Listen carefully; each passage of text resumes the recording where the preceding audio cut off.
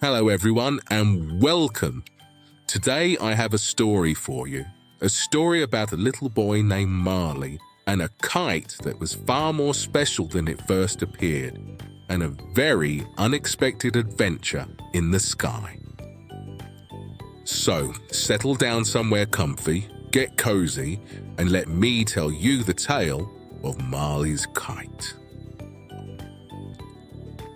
Once upon a time, in a quiet little village surrounded by fields of long grass and big yellow daisies that danced in the wind, lived a cheerful boy named Marley. Marley was 7 years old, and he adored one thing more than anything else in the world: the wind. He loved the sound it made when it rustled through the tall grass and the daisies. He loved how it fluttered his hair, giving him that scruffy but interesting look, and made the trees whisper secrets. But most of all, he loved the wind so that he could fly his kite. Now, Marley didn't have many toys, but he did have one special kite. Wasn't fancy like some of the other ones that children brought to the park, and it wasn't shiny or covered in exotic patterns. In fact, it was a little bit crooked, a little bit scruffy, and one of the corners had a tiny nibble in it, probably from a mouse with an exquisite tasting kite. But to Marley, it was perfect. It was made for him by his grandfather Milo, who always said, "A kite doesn't need to be grand, it just needs to want to fly." And Marley believed him. One bright morning, Marley woke up to the sound of the curtains flapping wildly. He jumped out of bed excitedly and raced to the window and gasped.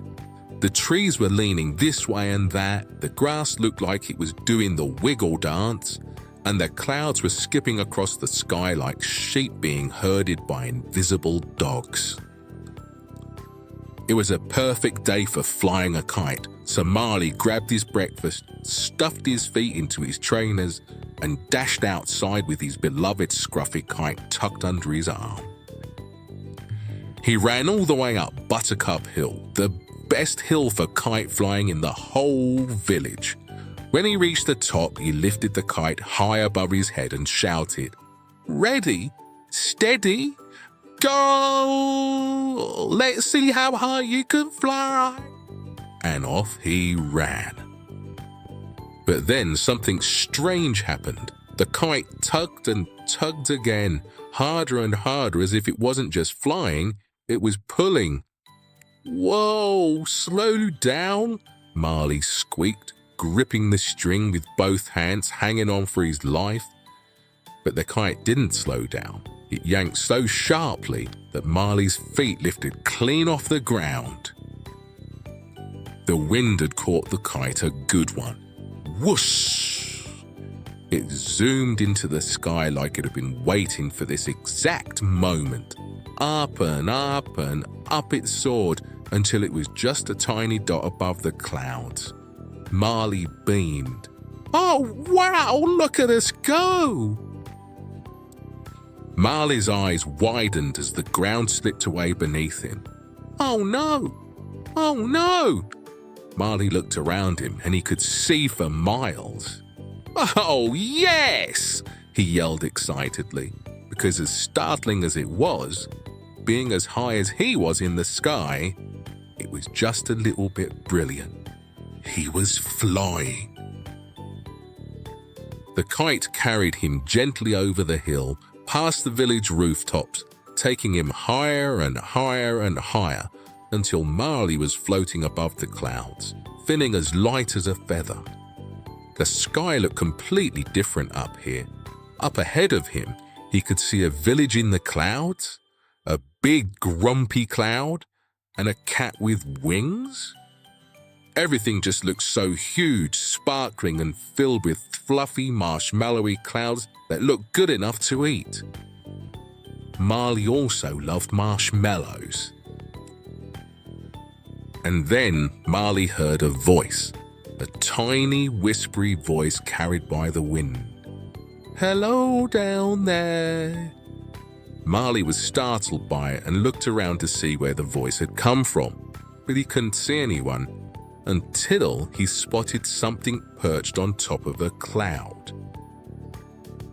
It was a little creature that kind of resembled a rabbit, but this one had wings made of dandelion fluff and a coat that sparkled like morning frost. "Don't be afraid," the creature chirped.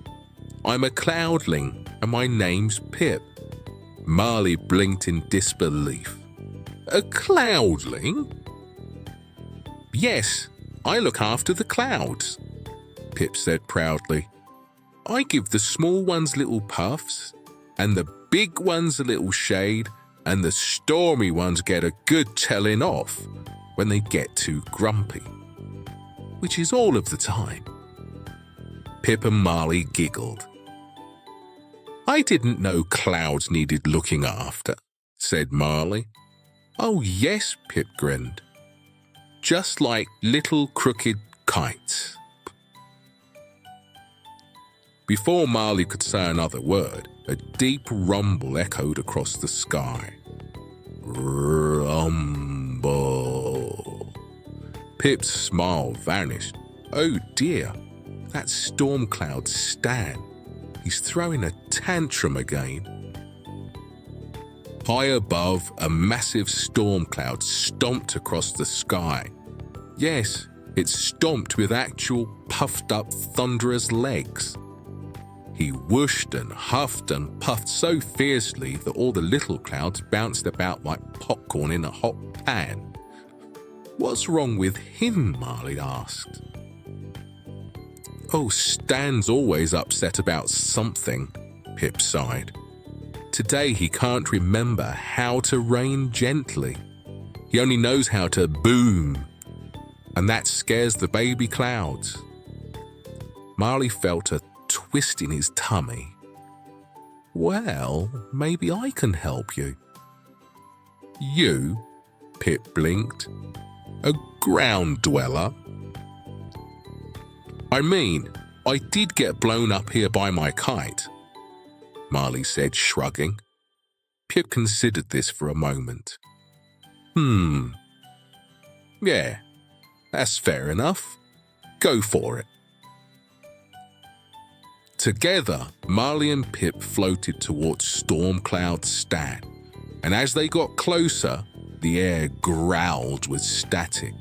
Stan's face, if you could call it a face, looked like a grumpy old man made of mist. "Go away," Stan bellowed with lightning fizzling out of his ears. Marley swallowed. Hello? Mr. Stan? Are you all right?" "No, I'm not all right," Stan boomed. "I'm meant to be a lovely soft rain cloud today, but I can only remember how to thunder."